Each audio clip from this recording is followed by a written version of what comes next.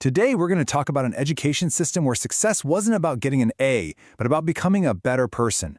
We're diving deep into the ancient Indian approach to learning, a system that was designed to build not just a great student, but a great human being.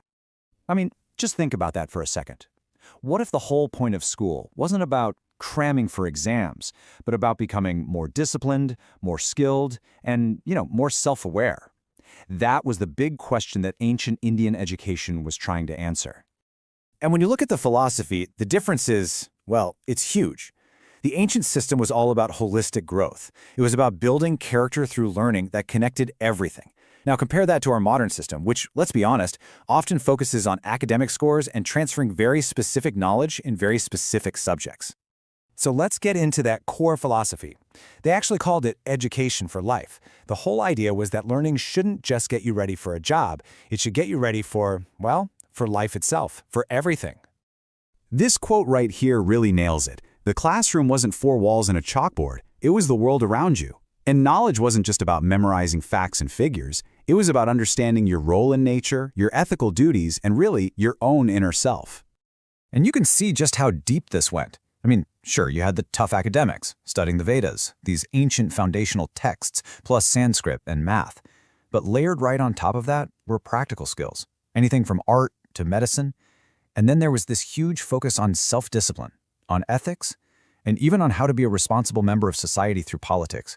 The whole goal was to shape a completely well-rounded person. Okay, so that's the big idea. But what was it actually like to be a student back then? Let's spend a day in the Gurukul, the traditional school, which was usually set up right in the middle of nature. At the very heart of everything was something called the Guru-Shishya Parampara. Now, this was so much more than a teacher giving a lecture. It was a really deep personal bond, a direct line of wisdom passed from a master to a student. The guru wasn't just your teacher, they were your guide for life. And get this, students didn't just go home after class. They actually lived with their guru in these simple communities called ashrams, surrounded by the forest. Living together, sharing chores, taking care of the community, all of that was part of the curriculum. Learning was totally immersive. It never stopped. So a student's day was incredibly structured. You'd wake up and start with yoga and meditation to get your mind right. The day was then filled with hands-on, practical learning.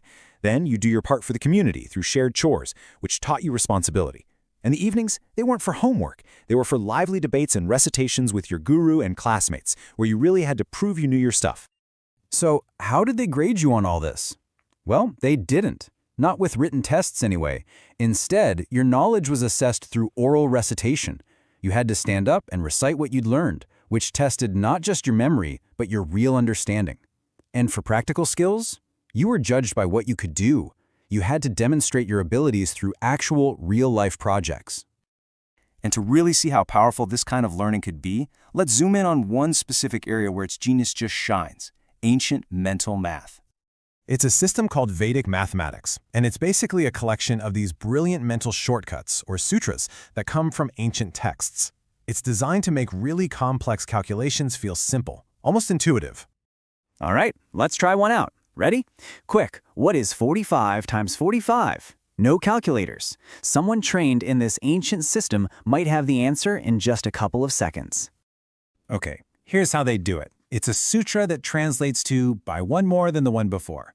So you take the first digit, 4, and multiply it by the next number up, which is 5. That gives you 20. Then you take the second digit, 5, and multiply it by itself. 5 times 5 is 25. You just stick them together. 20, 25. Boom! So simple, so elegant, and unbelievably fast. And this wasn't just some cool party trick.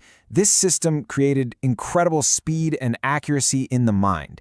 It gave people mental flexibility, offering multiple ways to solve a problem, even for things like fractions and percentages that a lot of us still struggle with today.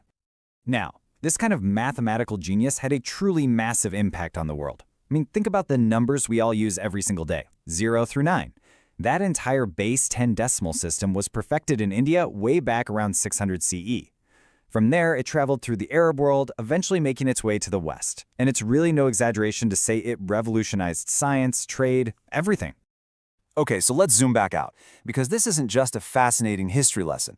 This ancient system left behind a timeless legacy, and it raises some really important questions about how we approach education right now. This chart really helps you see that core idea of integrated learning. See, academics were just one piece of the pie. They were perfectly balanced with practical skills, with physical health, and with developing your moral and spiritual values. It was a true 360-degree approach to becoming a complete person. And when you put that focus next to many modern systems, the shift is pretty clear. The emphasis has moved so heavily toward theoretical knowledge, and sometimes that means practical skills and real character development can get left behind. But you know what? The influence of these ancient ideas never really vanished. Concepts like holistic education, mindfulness, learning by doing.